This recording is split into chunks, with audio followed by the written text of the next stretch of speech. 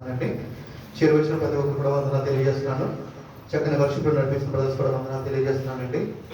దేవుడు గతించిన కాలం మొత్తం కాచి కాపాడి సజీవులకు ఇచ్చిన విధానం బట్టి అందరం కూడా ఒకసారి స్తోత్రాలు తెలియజేద్దామండి. స్తోత్రం స్తోత్రం స్తోత్రం స్తోత్రం.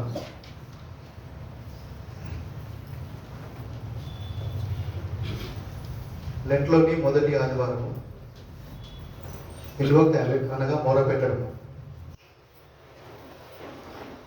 బైబిల్ చెప్తానండి, దయచేసి మొదటి పాఠంగా ఆదికాండము 3వ అధ్యాయము 1 నుంచి 24 వరకు అండి. ఆదికాండము 3వ అధ్యాయము 1 నుంచి 24 వరకు.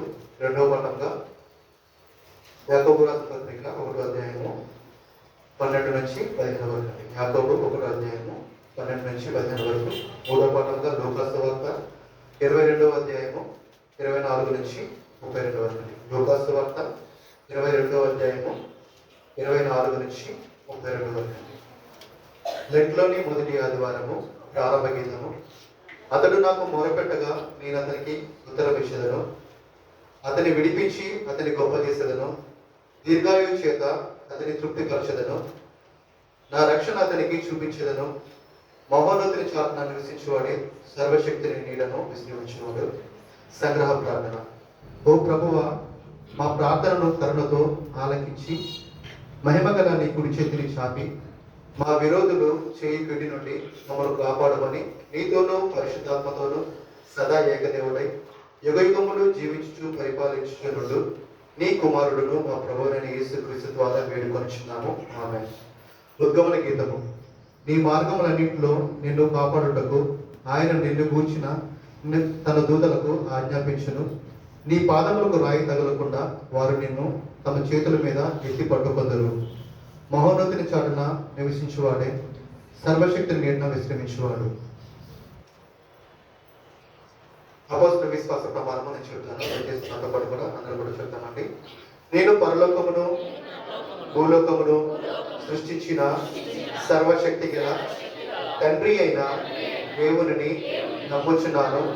ఆయన జనితైక కుమారుడును మన ప్రభువునైన యేసుక్రీస్తును నమ్ముచున్నాను.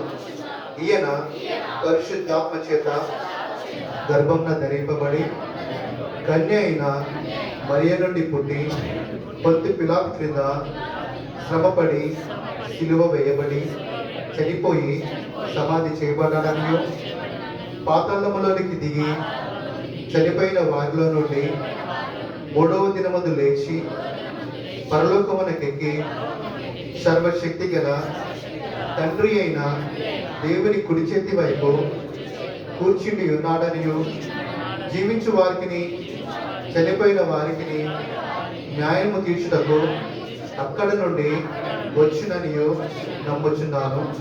నేను పరిశుద్ధాత్ముని నమ్ముచున్నాను.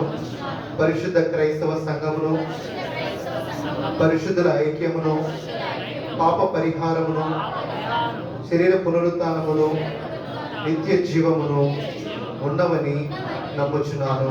ఆమె చదవని లేఖనం దేవుడు దీవించుగాక. మన మధుర ఫిలిప్పయ్య గారు ఉన్నారు, వాక్యాన్ని శ్రద్ధగా ఉన్నామండి.